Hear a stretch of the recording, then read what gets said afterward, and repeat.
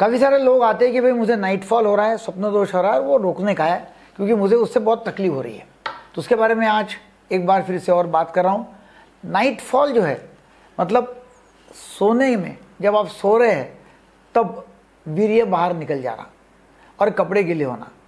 एक तो क्या होता है कि उसी समय वो लड़के को जाग आ जाएगी या वो व्यक्ति को जाग आ जाएगी, या फिर सुबह उठने के बाद में उसको लगेगा ये कड़क कड़क अंडरवेयर हो गई है, कड़क सा हो गया है और ये कुछ तो भी बाहर निकल गया है।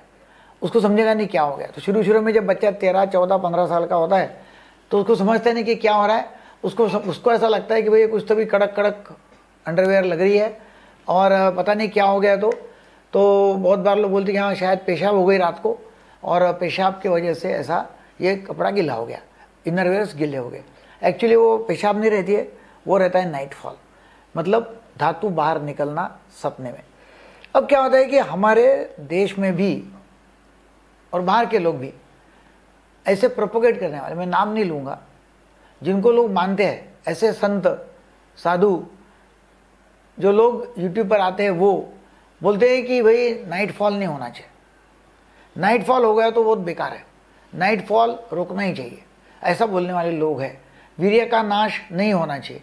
वीर्य का नाश यदि होता है तो आपको कमजोरी आ जाएगी, आप जवानी खो बैठेंगे, आप ज़्यादा दिन तक टिकेंगे नहीं, जल्दी मर जाओगे, आपके बाल निकल जाएंगे, चाटी पड़ जाएंगे, गंजा हो जाएंगे, गाल बैठ जाएंगे, वजन कम हो जाएगा, आप कोई काम के रहेंगे नहीं, नपुंसकता आएंगे।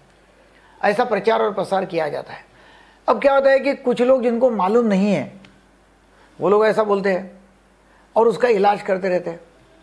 दूसरा एक क्लास है कि जिनको मालूम है कि नाइटफॉल नॉर्मल है, नाइटफॉल में कुछ मतलब खराबी नहीं, नाइटफॉल होने में कोई खराबी, नाइटफॉल नॉर्मल है, मगर उनके तरफ कुछ लोग आते हैं टेंशन लेके, एंग्जाइटी लेके कि भाई नाइटफॉल बंद करो, तो उसका वो गलत फ़ायदा उठा के उनको बड़ी बड़ी दवाइयाँ, बड़ी बड़ी महंगी दवाइयाँ उनको पिला के देंगे कि भाई ये रुक जाएगा। हालांकि रुकता तो कुछ नहीं है और पैसे उनके ज़्यादा खर्च हो जाते।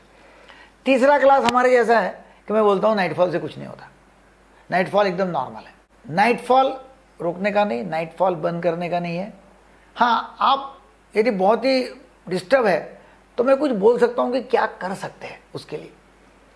नंबर 1, आपने जंक फूड खाना कम करो, बहुत ही स्पाइसी चीज़ें खाना कम करो, लेट खाना और जल्दी सो जाना बंद करना चाहिए, और सोने के समय कंप्लीट होके, कंप्लीट मतलब कोई दिमाग में कुछ भी नहीं है, शांति है, एकदम शांत दिमाग है, जो भी कुछ काम करना है बाकी है वो सब कंप्लीट करके सोना चाहिए।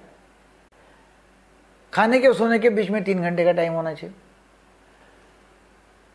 और सोने के कम से कम 1 घंटा पहले आपने सोशल मीडिया बंद करना चाहिए।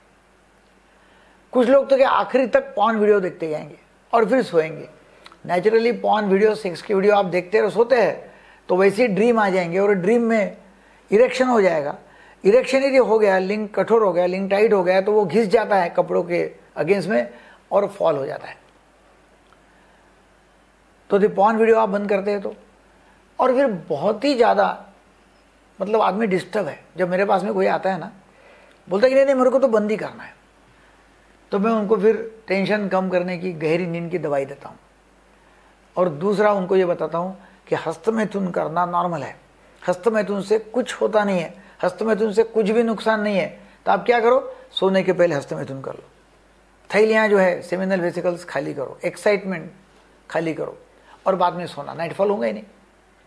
हाँ, नाइटफॉल कब एबनॉर्मल है कि जब 2-2, 3-3 बार हो रहा है तो उसमें देखना पड़ेगा कि वो नाइटफॉल में क्या खून जा रहा है, क्या नाइटफॉल पीले रंग का है, क्या उसमें कुछ इन्फेक्शन हो गया है, प्रोस्टेट इन्फेक्शन है उसके वजह से सिक्रीशंस ज़्यादा हो रहे हैं, इन्फ्लेमेशन है उसकी वजह से हो रहा है, मतलब ऐसे कुछ है तो फिर हाँ उसका इलाज करना जरूरी है और वो कंट्रोल करना है।